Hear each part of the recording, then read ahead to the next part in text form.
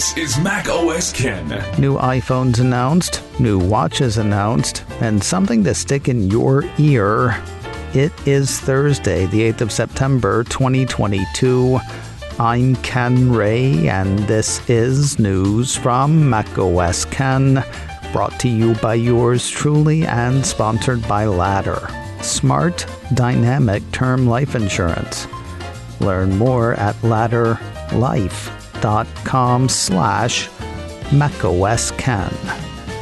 This show is also sponsored by Notion, one workspace for your whole team, wherever your team happens to be. Working together isn't just for work. From trips to the store to keeping up with chores to planning a weekend away, everything we do can benefit from a bit of organization. Let Notion lend a hand. Notion is an all-in-one team collaboration tool that combines note-taking, document sharing, wikis, project management, and more into one space that is simple, powerful, and beautifully designed. Great for work, sure, but work doesn't end when you leave work. If you're working, planning, dreaming at work or at home, Notion is the collaboration tool for you. You can get started for free at Notion.com. That's Notion.com to start today for free. Notion. That's Notion.com to take the first step toward organized, productive work and life today. Apple held its Far Out Media event on Wednesday, and it brought 4 surprises. First, the in-person event was not a live event.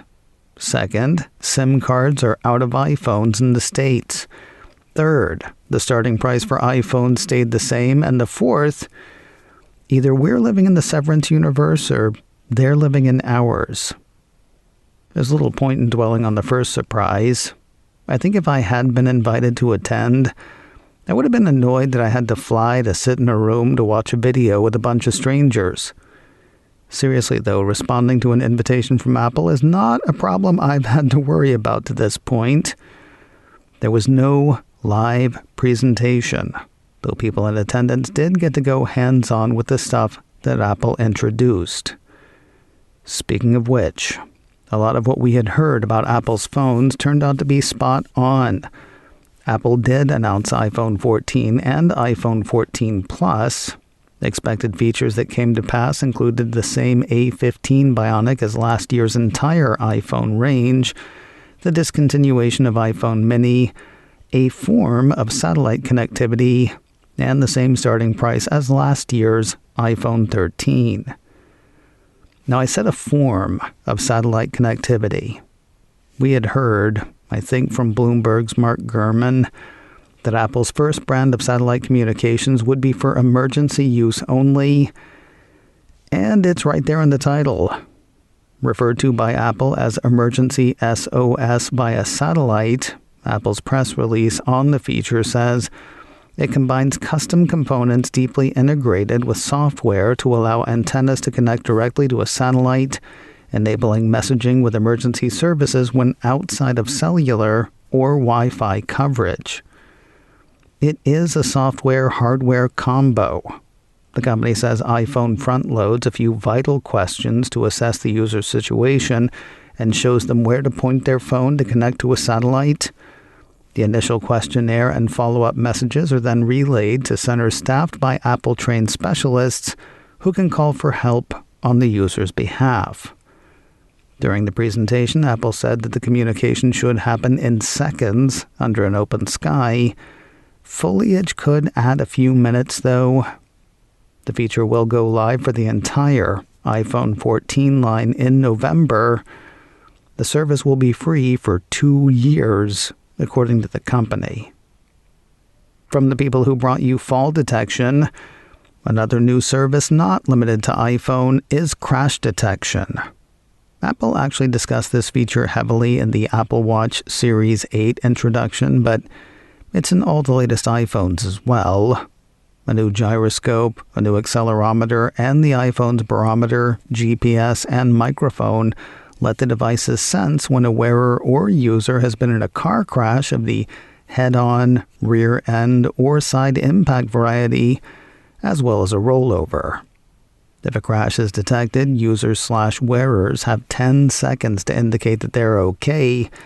Otherwise, the devices notify emergency services as well as designated emergency contacts.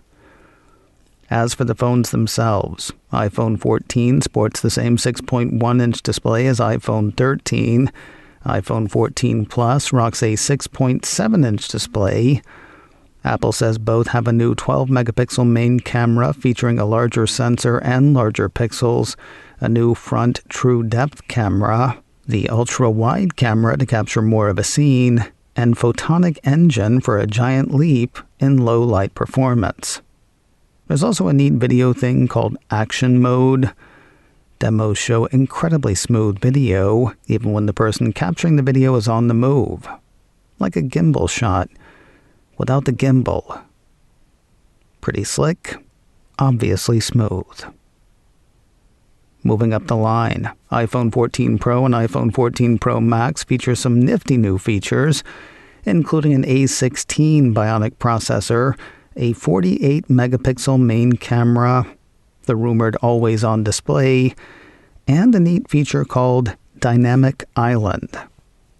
What can you say about the A16? It's better and powers all the other features. In talking about it, Apple exec Greg Joswick indicated that Apple's competition is still trying to catch up with the performance of the A13, which Apple introduced 3 years ago.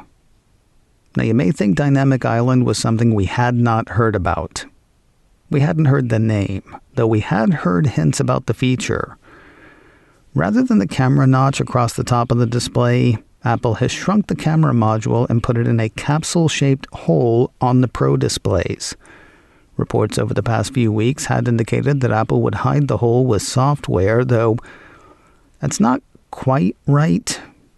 It's more like Dynamic Island gives the hole something to do besides hide the camera. It's kind of a button, kind of a display window. With Dynamic Island, Apple says ongoing background activities like maps, music, or a timer remain visible and interactive. You can see who's calling and answer or ignore the call in Dynamic Island. And Apple says third-party apps can hit the island as well, filling that void with sports scores, ride updates, stuff. Posting a first impression on Twitter, Andy Anatko said, Dynamic Island could be one of Apple's 10 most brilliant UI innovations in company history. Take a problem, the hole in the screen, and make it a feature by leaning into it. Chuck Laternas followed up on Twitter, predicting that Android phones will copy this, even if they don't have the same issue. It definitely gives good demo. Of course, the Pro end of the line has crash detection and emergency SOS via satellite. They come to think of it, isn't every SOS an emergency? One thing both the Pro and less than Pro phones have in common is surprise number 2, a lack of SIM card in the US. While Apple has supported eSIM since 2018, it is now your only option if you're an iPhone 14 buyer in the States. While Apple didn't make a big deal of the move, a piece from 9to5Mac says Apple explained the benefits of eSIM, such as more privacy, alongside the possibility to add several numbers digitally.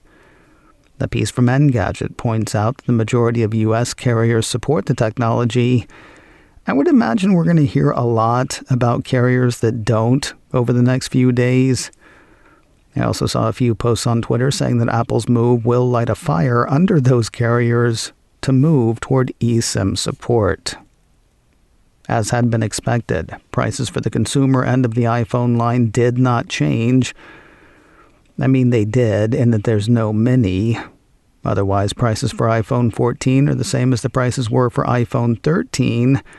That's $799 for 128 gigabytes, $899 for 256, and $1,099 for a 512 gigabyte model.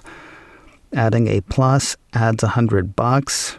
That's $899 for 128 gigabytes, $999 for 256, and $1,199 for the 512 gigabyte version.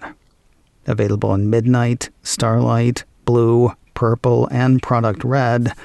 Apple says customers in Australia, Canada, China, France, Germany, Italy, India, Japan, Singapore, Spain, Thailand, the UAE, the UK, and the US, and more than 30 other countries and regions will be able to pre-order iPhone 14 and 14 Plus beginning tomorrow, Friday, the 9th of September, at 5 a.m. Pacific. iPhone 14 will show up on front porches and in stores the following Friday, the 16th of September. iPhone 14 Plus ships on Friday, the 7th of October. This brings us to surprise number 3 for the day. Apple did not raise the price for this year's Pro phones. Same as last year, iPhone 14 Pro starts at $999 for the 128 gigabyte model, $1,099 for 256, $1,299 for 512, and $1,499 for the 1 terabyte version. Max means more, though no more than last year. Heading to the high end, prices start at $1,099 for 128 gigabytes, $1,199 for 256, $1,399 for 512 gigabytes, and $1,599 for a 1 terabyte iPhone 14 Pro Max. Available in deep purple, silver, gold, and space black. Apple says these phones go up for pre-order this Friday, the 9th of September at 5 a.m. Pacific. All Pro models ship the following Friday, the 16th of September. While no new minis will make the scene, it looks like last year's models do stick around, and no surprise, at lower prices. Checking Apple's site last night, iPhone 13 mini was still available with $100 knocked off the price of each capacity. The same is true for iPhone 13. We'll hit Apple's announcements around wearables in a moment, but first a word from Ladder, smart, dynamic term life insurance and sponsor of today's show. There are lots of things we can put off. If you need it, setting up term life insurance should not be one of them. So don't wait. Choose life insurance through Ladder today. If you're worried that it's difficult, it's not.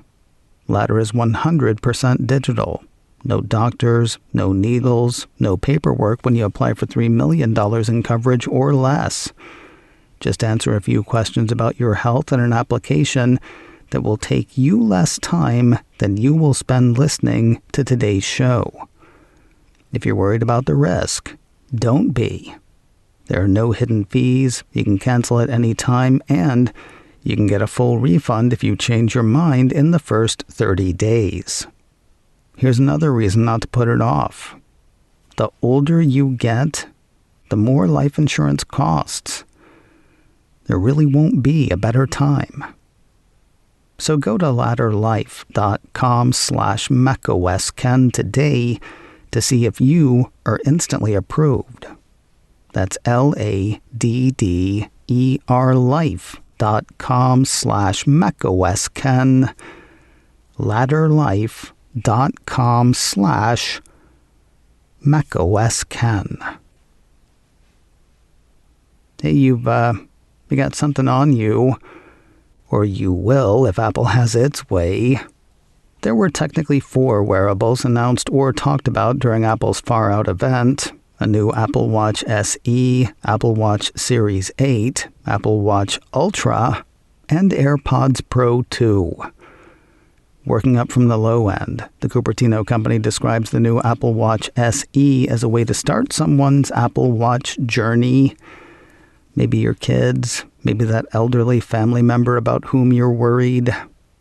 According to Apple's press release, powerful upgrades include the S8 System in Package Advanced Dual-Core Processor, the same processor that is in Apple Watch Series 8 and Apple Watch Ultra, making it 20% faster than the previous generation.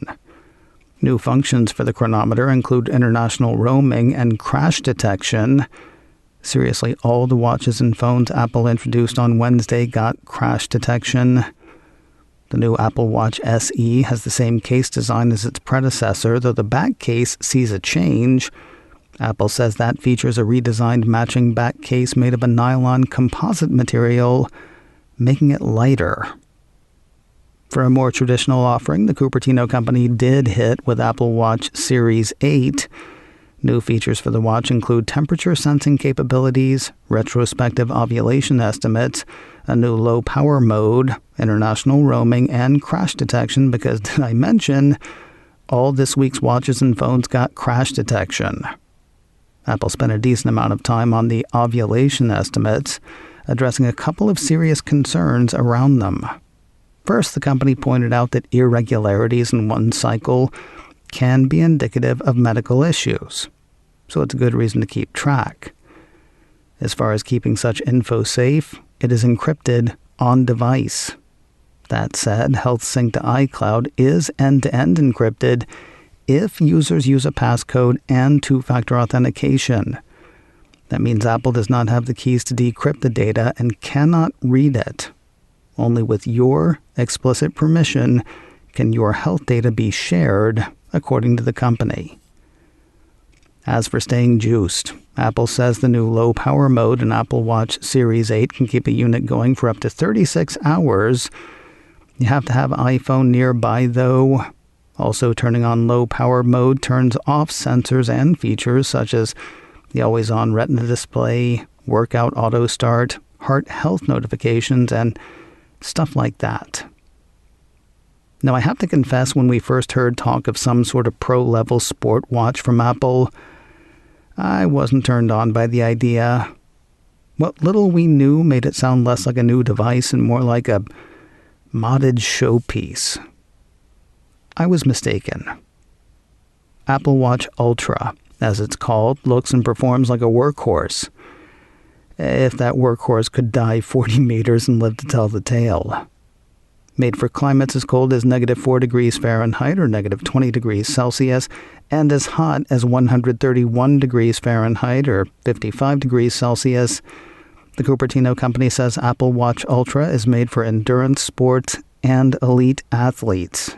The customizable action button offers instant access to a wide range of useful features, from one-touch activation of a workout to dropping a compass waypoint. And users can be clumsy and get lost. The edges of the titanium casing sit flush with the flat 49mm sapphire display, helping to prevent cracks along the display's edge. There's a built-in feature called Backtrack. According to Apple Watch Ultra's press release, Backtrack uses GPS data to create a path showing where the user has been, which is useful if they get lost or disoriented and need help retracing their steps. They can also turn on automatically in the background when off the grid. Also, the watch has an 86 decibel siren to attract attention. If you get lost, you can blare it in the hopes that somebody will be close enough to hear you and come a-running. See? Be clumsy. Get lost. Seriously, though, be careful and try not to get lost. Folks looking to buy an Apple Watch Ultra will not be burdened with different colors or finishes. You don't even get to choose connectivity. Apple Watch Ultra is GPS plus cellular and only comes in the titanium casing I mentioned a moment ago. You might get hung up on the bands, though. 3 types from which to choose: Trail Loop, Alpine Loop, and Ocean Band, with various colors for each of those. Each is actually made for different types of activity. Choose wisely. If you're wondering what you're going to do with all your old watch bands, yeah, you can use those too. Apple Insider ran a piece saying that Apple's Extreme Watch is compatible with bands made with the larger 42, 44, and 45mm Apple Watch lugs. While the encased 49mm display does make Apple Watch look huge, a number of hands-on, wrist testers I spotted on Twitter said given its size, it was surprisingly light. Of course, it wouldn't be Ultra if it couldn't do what the others do: blood oxygen, ECG, AFib detection, cycle tracking with retrospective ovulation estimates, crash detection. It's ultra, and it's not cheap. First, for the less extreme, Apple says the SE watch is available in 40 and 44 millimeter aluminum cases in midnight, starlight, and silver. As usual, there's a lot more to the Series 8 range. That one comes in two sizes, 41 and 45 millimeter, in cases of aluminum or stainless steel. Aluminum colors include starlight, midnight, silver, and product red, while stainless steel comes in silver, gold, and graphite.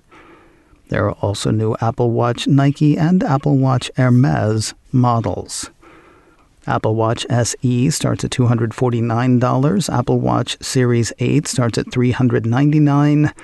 All the new watches actually went up for pre-order yesterday, Wednesday, the 7th of September, in over 40 countries, including Australia, Canada, France, Germany, India, Japan, the UAE, the UK, and the US. The SE and Series 8 will be in stores and on wrists 1 week from tomorrow, Friday, the 16th of September. As for Apple Watch Ultra, they were supposed to ship on the 23rd of September, and they still will, though only to people who got on it quickly. Poking around on a couple of models showed shipping times that have already slipped from between a week or two later than the 23rd of September, all the way out to the end of October. Since they're all one size, one connectivity configuration, and one finish, they all ship for one price. Apple Watch Ultra will run buyers $799. 3 is a magic number, as the song goes. The magic trick this time, disappearing. As expected, Apple Watch Series 3 is no more. A quick check of the watch page on Apple's site Wednesday night shows info on the new Ultra, the Series 8, Apple Watch SE, Apple Watch Nike, and Apple Watch Hermes. Apple Watch Series 3 is gone daddy gone. Apple did out another wearable about which to tell you. The Cupertino company let fly with the second generation of AirPods Pro. According to the Associated Press release, the stopper's new H2 chip powers better active noise cancellation, a better transparency mode, spatial audio that the company says is even more immersive, and touch control on the ear stem instead of just giving it a squeeze. Folks who went hands-on seemed most impressed by the new charging case for the new earbuds. Turning again to the press release, the new case is sweat and water resistant and includes a lanyard loop, so it's always within reach. With precision finding, users with a U1-enabled iPhone can locate their charging case with guided directions. The charging case also has a built-in speaker to deliver louder tones, so it's even easier to locate. The second-gen AirPods Pro will run buyers $249. They go up for pre-order tomorrow, Friday, the 9th of September. They should be on store shelves and in people's ears on Friday, the 23rd. Was there one more thing? Not a big thing, though it was surprise number 4. Either we're living in the Severance universe, or they're living in ours. Part of the AirPods 2 demonstration had AirPods firmware senior engineer Marianne Rao riding a subway. As she left the subway and walked onto a street scene, she passed a tall, striking woman with red hair. I swear for a second I thought I knew who it was, but it was a blink and you'll miss it moment, and I forgot about it almost as soon as it happened. If you sat all the way through the end, though, which I did because, hi, nerd, there was the same striking redhead waiting to get on a subway. Then the video glitched, and the presentation was over. For whatever reason, probably so people like us would talk about it, Helly R., a member of the Lumon Industries macro data refinement team in the Apple TV Plus series Severance, had a cameo in Apple's Far Out presentation. We're Lumon till we die. If you missed Apple's event and want to see it, or you just want to see it again, maybe, the ways I mentioned yesterday are still the ticket. You can replay it on Apple's events page, apple.com/events.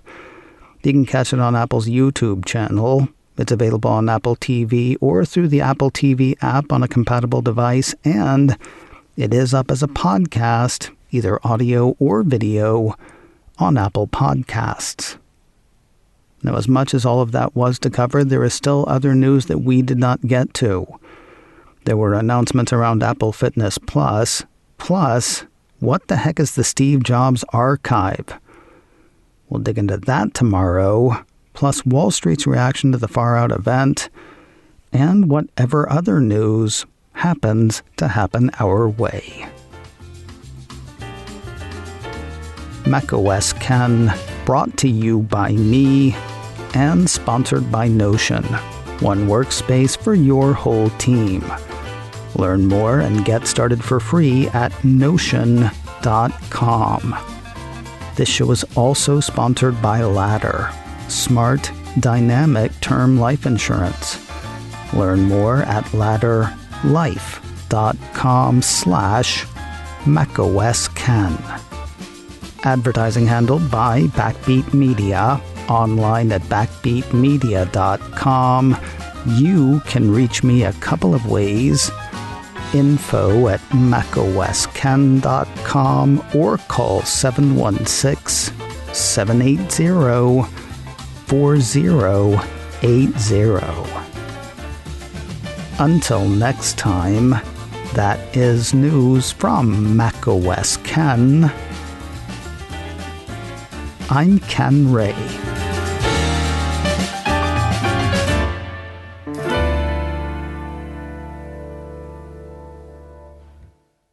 Ciao.